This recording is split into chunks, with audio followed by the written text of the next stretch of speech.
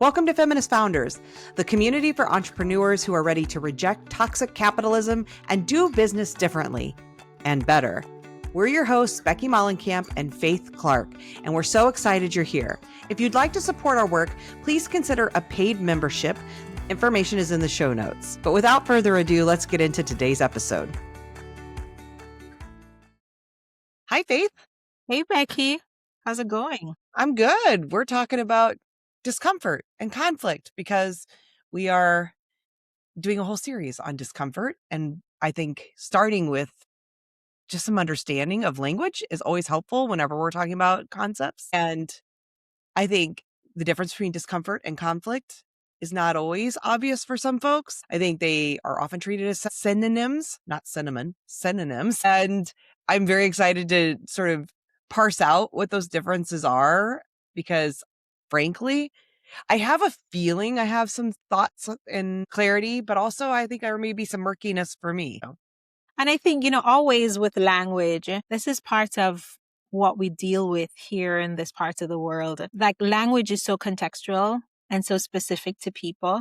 So I can mean one thing and you mean something else. And I do think that part of reducing conflict is about what do I mean? And always kind of sharing that and always building this assumption that I may not understand what a person means, even though we're using the same words.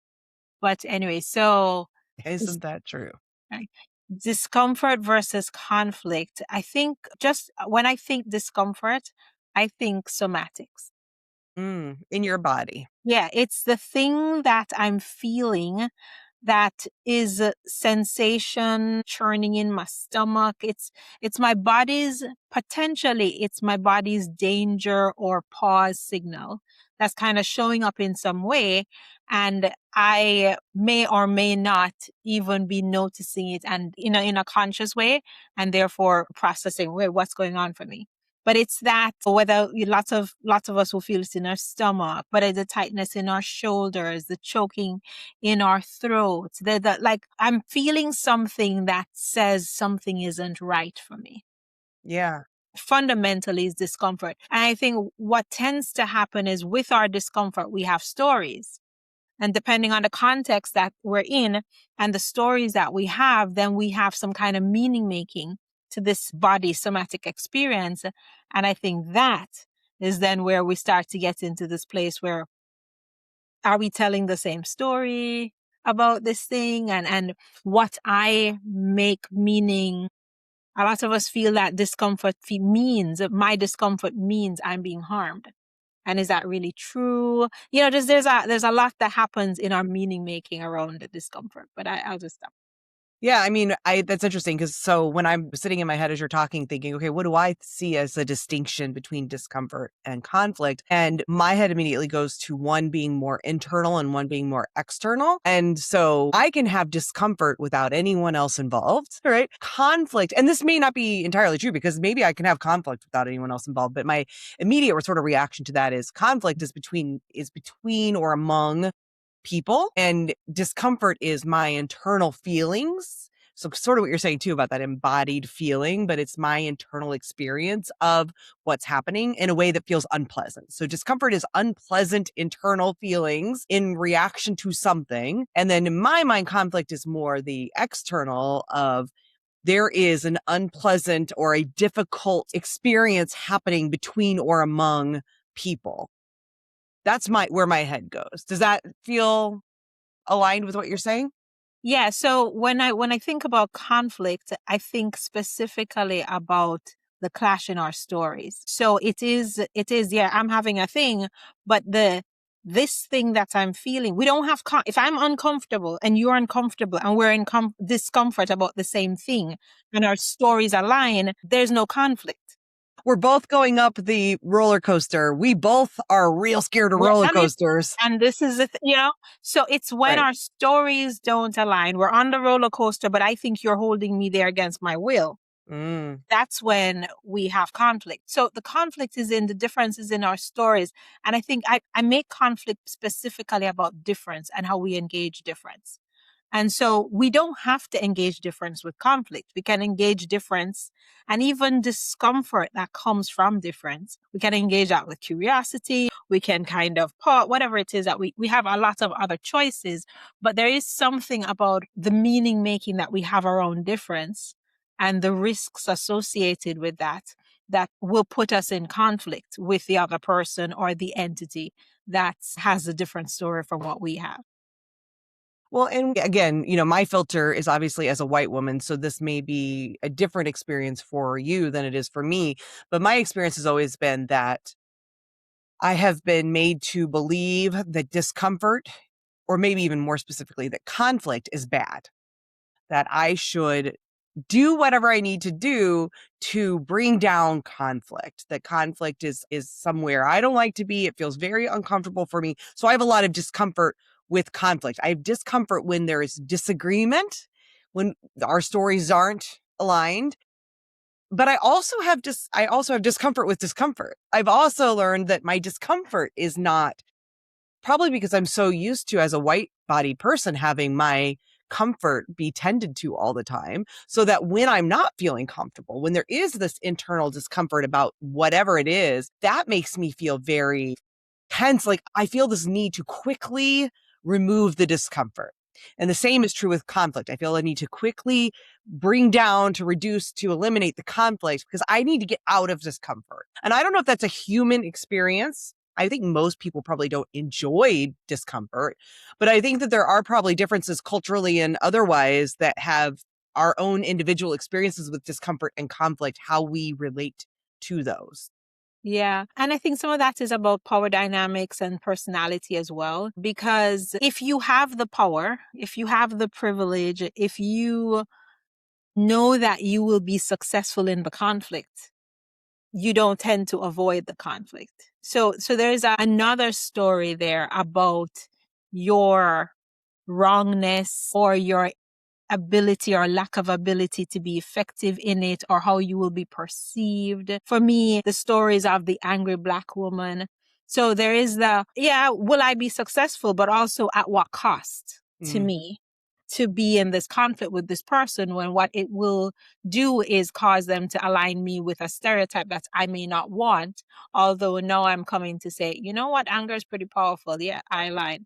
But, at the time I would be like, no, I want to be acceptable. And so at what cost? So I don't think anybody is comfortable with discomfort, but I do think that the more power identities you have, the more you believe you will be successful in navigating a conflict. And so maybe the less you shrink back from it. And then I think also, if you've, in a case of a lot of Black women, if you've been the brunt of people's discomfort, you haven't had the luxury of saying, hey, no, center my discomfort, right? You've lived your life perhaps tuning out of that discomfort or navigating the discomfort, because it's like, what are we going to do? It's, what are we going to do? Like women and periods, you're just like, we'll manage. And I think that there is maybe a callousing for some of us, because it's not that we don't have the luxury, and I talked about this, we don't have the luxury of avoiding discomfort.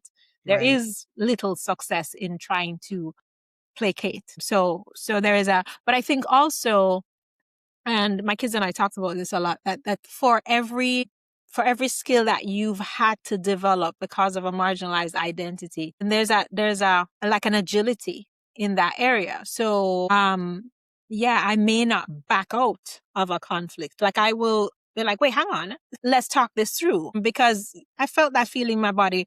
But more important is whatever it is that's bringing this, like at least let's understand what's happening. And I can be really persistent with that, because I'll go process the body experience later. And I'm pretty skillful at processing the body experience. Even before I was kind of doing embodiment work, it would be you deferred it because you had to, and you grew up learning how to defer it, and we come back to it later. Yeah, I mean, I think when we have discomfort, we go into fight, flight, freeze, fawn, typically, right? So we're starting to, it feels like a threat, whether that threat is real or not, right? So, but the story that we're telling ourselves is there's some threat here. So then But can I pause that though, yeah, and just say that it's the threat assessment, because I think we have a lot of discomfort that we have not. It's not a threat, and we know that.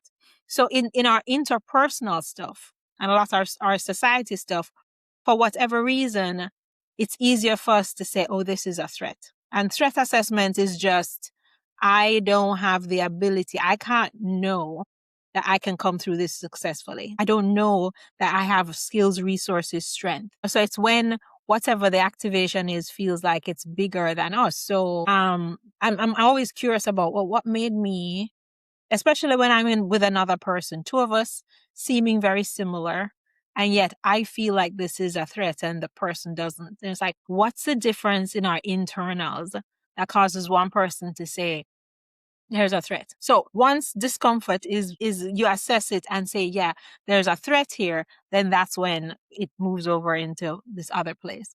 Yeah, this fight, flight, freeze, fawn sort of response, which there's that other response, which is face, right? That's that healthier response when we know we have safety, like you mentioned, the sort of the resourcing that we need, the skills, whatever, we go into face. But our immediate reaction often with that discomfort feeling that there's a threat is fight, flight, freeze, fawn. And many of us tend to lean into one or two of those more than others, right? So I tend to lean into flight, which is I flee. I can't, because I'm so not comfortable with being uncomfortable that I just want to get out of it. You know, for some people, it looks like fawning, just to bring the other person down, to say, okay, well, I'm going to do whatever it takes to make this kind of dissipate, and I'll acquiesce in whatever ways. So it can look different for different people. And obviously, though, the goal is for us to get to a place where we learn through that threat assessment, is this a real threat? And obviously, when there's a real threat, a genuine threat to safety, we need to take care of ourselves first. But when we can start to do that threat assessment to say, is this a real threat? And if it's more of an ego threat maybe than anything else, right? Learning, how do we face it? And that becomes the place of learning. What I'm ultimately saying is, how do we learn to be comfortable with discomfort? And I think some people have more skill at it. Like you've mentioned, people who haven't had the luxury of not being able to be uncomfortable, right? Like you're living with discomfort all the time. So you just have to learn how to be with it. Other people who've had enough privilege that they've had their discomfort managed by externally often or quickly dissipated, maybe don't know how to be with it. But I think in either scenario, there's still learning to do, because even if you've had to be uncomfortable, it doesn't necessarily, I'm assuming anyway, mean that you've had the healthiest relationship with discomfort Absolutely. I was either, just going to right? say that you're masking, you're bracing. None of that Right. is, I mean, it's effective for your safety and for your navigation in space, but not effective for the thing with conflict. The thing with difference and different stories is the potential opportunity to create something, especially if we're saying we want to create a different kind of world.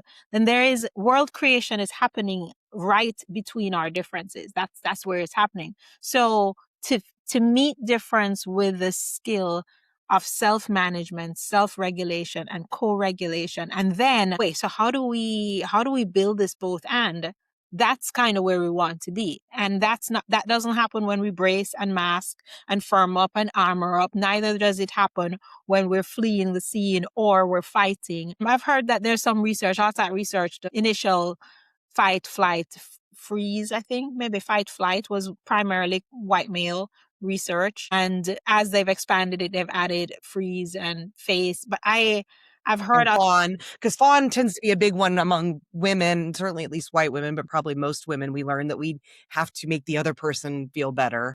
So what I've heard is that in stress, a lot of women, oxytocin is also released. So a healthy response that many of us don't have to learn is the huddle, because you'll find that women also, because we have, I don't want to say because we have more oxytocin, but we do, will do more of the let's cook together. Let's go over and let's take care of so this kind of coming together, which we have talked a lot about in other ways, micro communities and, all of that is also a threat response. But it is a much more restorative threat response, because we're saying, okay, let's kind of band together and see what we can do. And inside that commitment to band together is something that's more like, oh, how do we understand what's happening here? So yeah, I think different ones of us, backgrounds and otherwise, have had a variety of responses to this discomfort.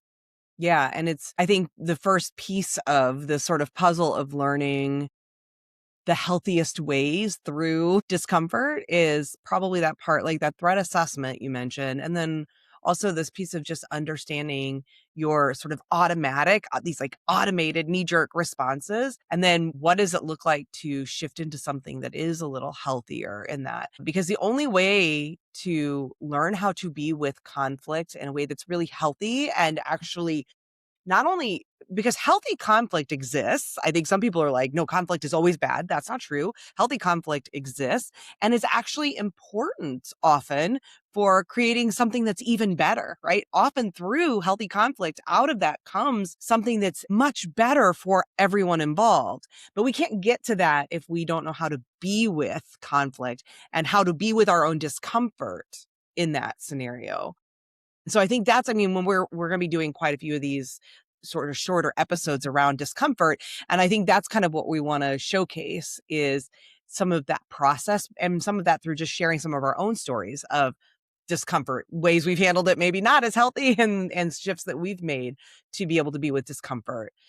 So this is just sort of that starting point to help outline some of these differences, the language and things as we're talking about this in the series, what we mean. So anything else you want to add just to this first sort of introduction piece of this? Yeah, just to say that while discomfort on its own, I don't think is very expensive emotionally. There is the cost of whatever the discomfort is in your body. I think it gets real expensive when we're talking about ourselves as people who are, leading in the business space or social impact entrepreneurs or people who just want to help the world to be a better place. It gets really expensive when we start to get inflamed. So inflammation in our bodies, because what we've started to do is to tell a story that increases our sense of, I can't cope with this. And so whatever it is that's causing our discomfort, Becky's not quite side part, not quite middle part is creating drama for my mind. That's one bit of cost. But then when I make it be something about me, a threat to people I love, the world I want to see in the future, all of that is so debilitating to my energy. It's so debilitating to my ability to come up with good solutions, either about this or anything else in my life. And so many of us, especially at this time, in our navigation of all the things, and we know about what all the things are just so sapped. We're honestly sitting down in front of our computers using up, what do we measure energy, calories, joules, whatever the whatever the energy, because of how we're being with our discomfort. And it's not to be bypassing or whatever, but like this moment demands of me anyway that I be my most aware, regulated self, even if it's for the good quality grieving. It's for the good quality fighting. It's for the good quality co-creating, and it's for the good quality grieving. But I need to be my most aware and regulated self to engage in the present moment. And that means I can't be jumping at every twitch I feel in my body and not understanding exactly what these messages are for me. So I guess just to say that while we can have a little definitions conversation about what these things are, it's just to acknowledge that right now we are paying the price of our mishandling of discomfort and conflict in our whole bodies. And the system that we live in, empire, whatever we're calling it, is built for us to pay that price in our bodies. It is at our cost, while the system creates a lot of the conflict around us. Yeah. Well, and there's very little cost if I say faith is only using my part as an example. Like it makes me uncomfortable, but it's just an example and it's no big deal, right? There, that you're right. That's minimal discomfort, minimal cost. When I start to say faith doesn't like me, she thinks I'm ugly, all of that, then that spiral that I can go on, that's where that discomfort can really have real cost. I'm taking advantage of you using your side part to forward my own voice in the socials. Right. That can really mess me up. And yeah, exactly. So, all right. This was the beginning point. We're going to do more conversations about discomfort and again, using some real examples to hopefully help illustrate some of these things. So we hope you'll come back to the series. Thank you, Faith, for this first conversation. Thanks for being here. And again, we hope you'll consider joining our paid membership to help support our work. The link is in the show notes. When you join, you get all of this, obviously, but also bonus content in a private podcast feed, as well as free admission into our Feminist Founders Society community calls. It's a wonderful growing community, and we'd love to have you be a part of it and to support the work we do with Feminist Founders. Until next time, keep kicking toxic capitalism to the curb, friends.